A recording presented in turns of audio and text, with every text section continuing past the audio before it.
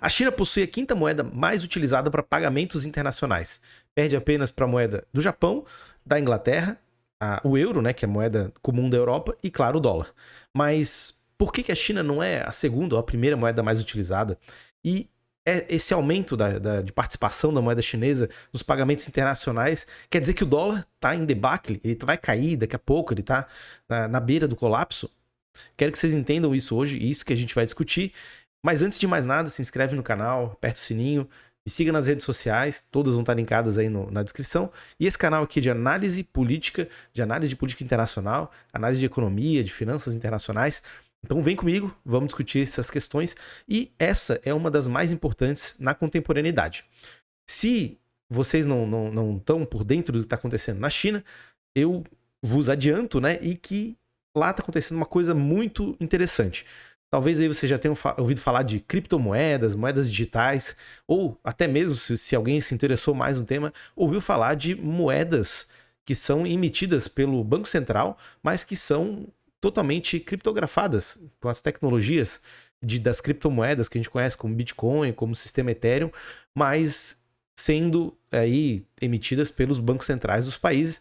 Essa iniciativa já tem algum tempo. Elas são capitaneadas também pelo Banco de Compensações Internacionais, que é o BIS, né? E a China tem uma iniciativa nesse sentido, com claramente a ideia de promover internacionalmente o uso do renminbi. Mas aqui a gente está falando de pagamentos internacionais, e esse é um piloto, e eu vou resgatar ele mais na frente na conversa, porque aí pode estar um vetor de aumento do uso da moeda chinesa.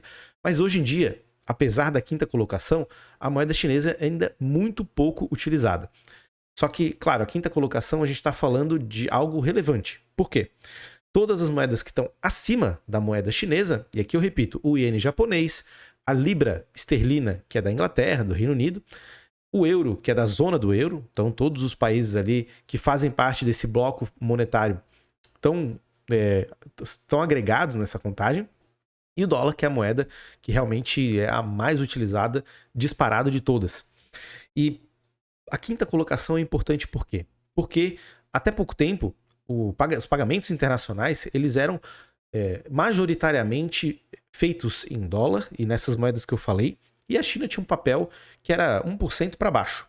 Agora, aumentou mais, né, do que isso, mas ainda é muito pouco. Tem 2,16%, 2,17%. Só que para o nível que a gente está observando hoje de movimentação internacional e para um ponto muito importante que é a China não tem uma economia financeirizada, financeiramente aberta, como esses países que eu falei, como o Japão, como a Inglaterra, como os países da zona do euro, da Europa, e claro, os Estados Unidos, que é o país que é o berço do mercado de capitais e financeiro do mundo.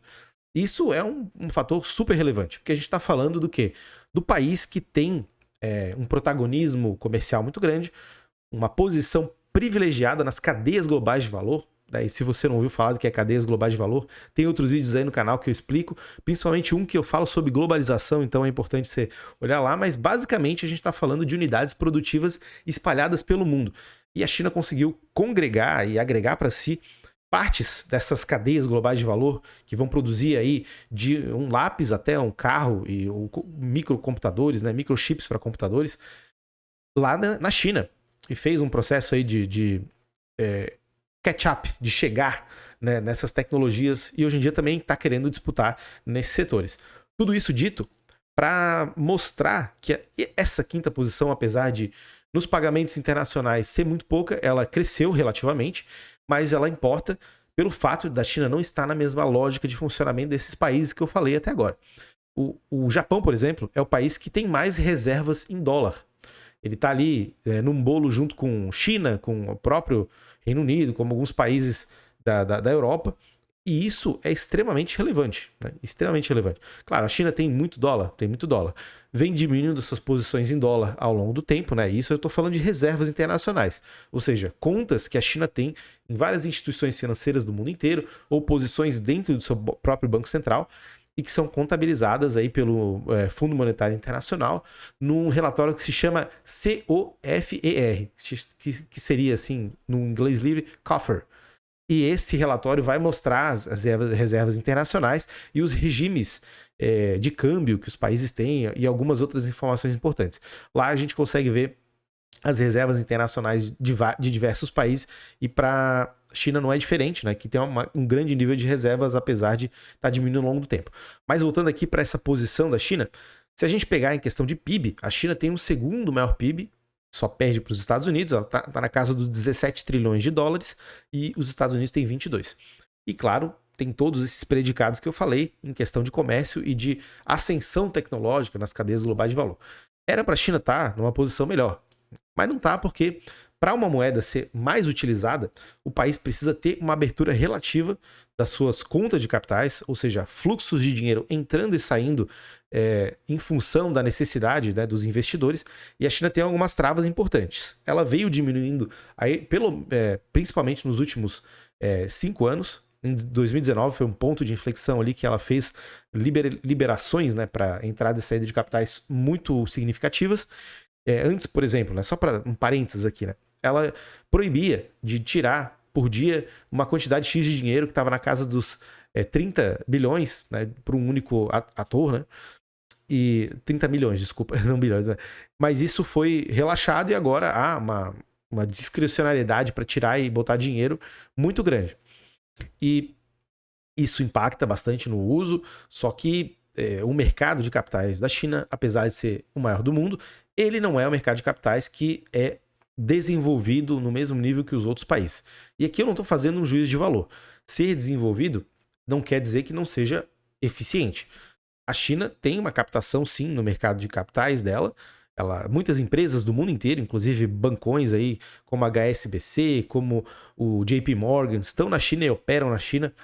Tem negócios lá e a China faz o uso disso para captação de poupança também.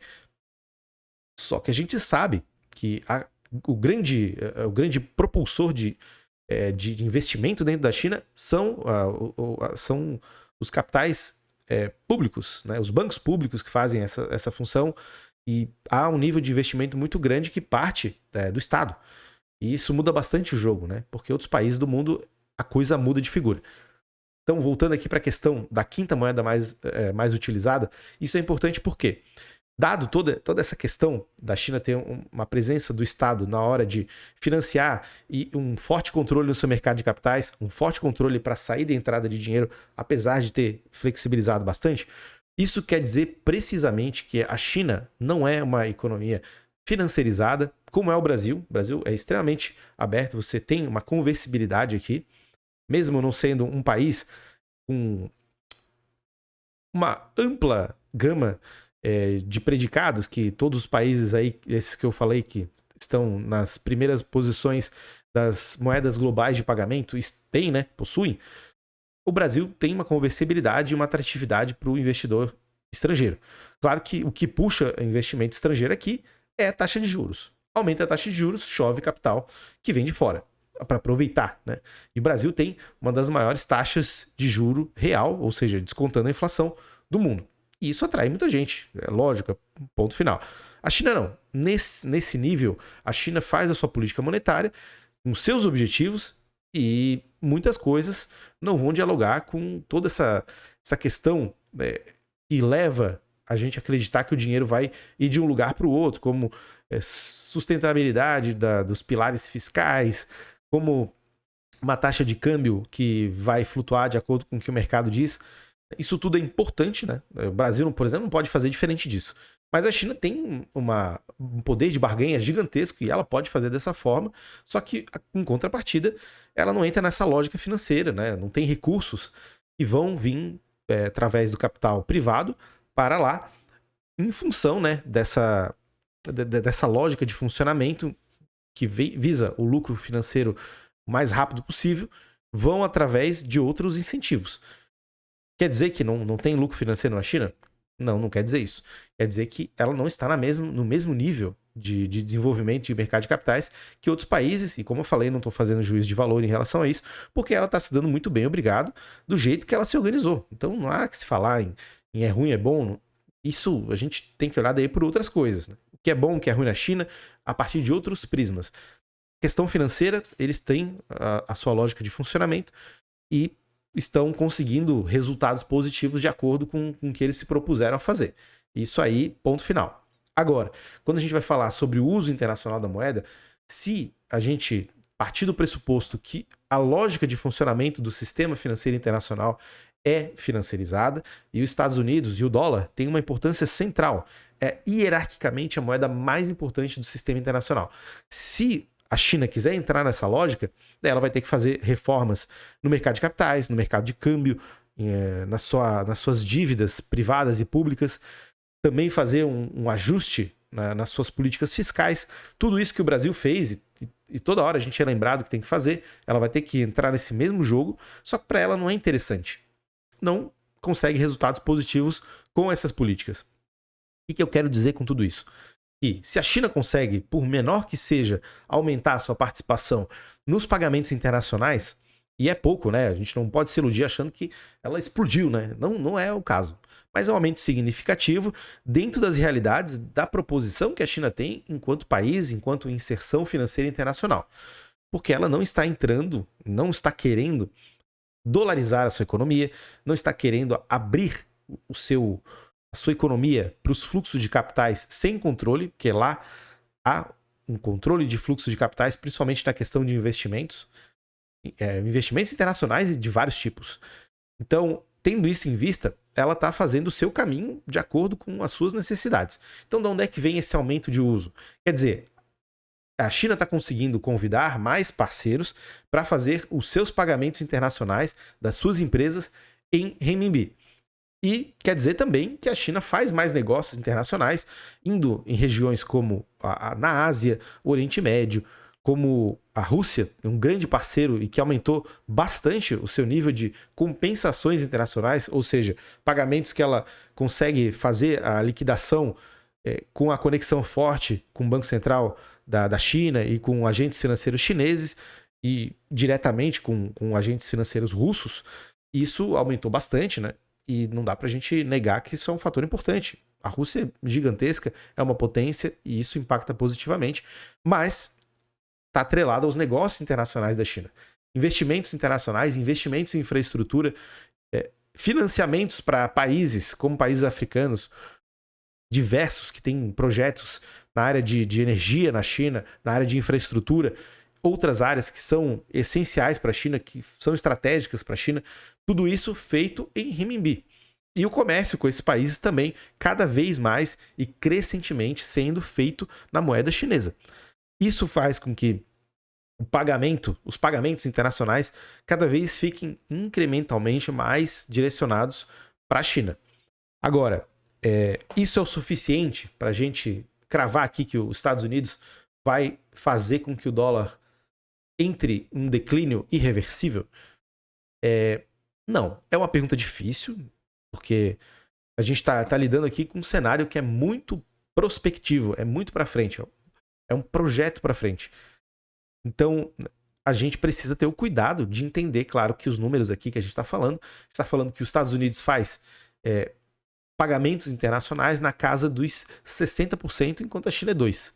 É muito pouco, é uma diferença muito grande. Só que tudo partindo também da lógica que eu apresentei aqui. Os Estados Unidos têm o sistema internacional, o sistema financeiro internacional, funcionando na lógica que eles controlam. Os Estados Unidos têm o maior mercado de capitais do mundo. Tem todos os incentivos para continuar a fazer isso. E a China não quer entrar nessa mesma lógica, porque ela tem a necessidade e tem o projeto dentro de si de controlar as variáveis. E se, por acaso, ela quiser financiarizar essa economia, tal qual o Japão fez na década de 80, tal qual a Inglaterra faz há muito tempo, mas iniciando ali no pós-Segunda Guerra, né, pegando o período mais contemporâneo, até hoje. Então é um vínculo importantíssimo, né, um elo com o dólar e com Nova York, com os Estados Unidos, muito forte. Ou mesmo a zona do euro, né, que eu, como comentei, são as principais moedas depois dos Estados Unidos em pagamentos internacionais. Se a China quiser entrar nesse jogo, daí a coisa muda, mas ela não quer, porque ela tem outros objetivos e ela vai precisar abrir mão de controle de câmbio, controle de juros e outras variáveis macroeconômicas se for entrar nessa lógica de funcionamento, e ela não quer isso, ela quer independência para fazer as suas políticas. Tem custo de fazer isso? Tem custo. Mas, por enquanto, do jeito que ela está fazendo, ela está conseguindo os resultados positivos. E por isso que eu reforço aqui. Ser quinto colocado, dadas as condições, por mais que a China seja grande, mas dadas as condições de não ser um país com as finanças abertas para o resto do mundo, é algo relevante. Principalmente se a gente olhar para as possibilidades. E daí entra a questão que eu vou resgatar, que são das moedas digitais emitidas pelos bancos centrais do mundo. Isso já é uma tendência, né? Como eu falei, o BIS, que é o Banco Central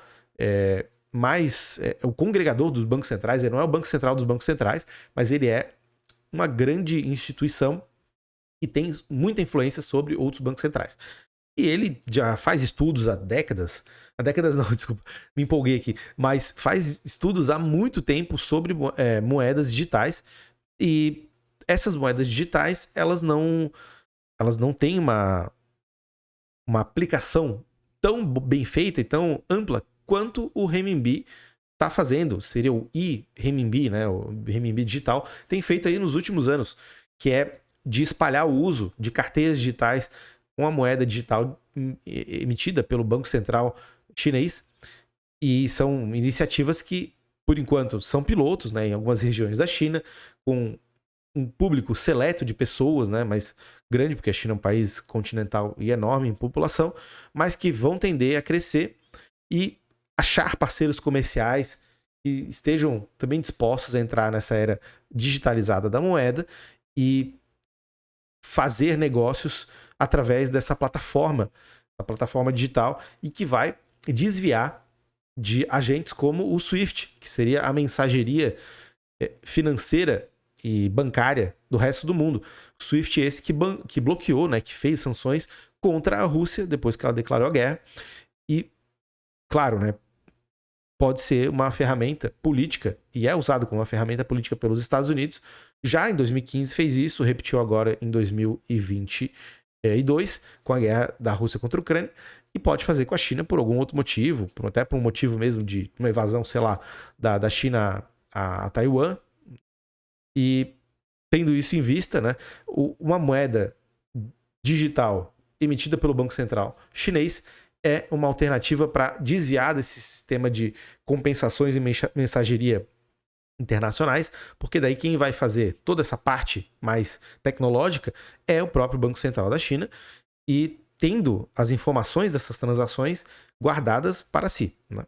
Daí isso é um outro tópico, acho que vale um vídeo específico para falar sobre essas moedas digitais emitidas pelos bancos centrais, que não são estudadas há décadas, né? Há décadas, mas isso é uma coisa bastante recente. O Bitcoin, claro, ele já tem bastante tempo, desde 2009 pelo menos ele tem a existência, mas as moedas digitais dos bancos centrais, há pouco tempo que elas estão sendo estudadas com mais afinco, desde 2018 pelo menos ali, só que a China já tem essa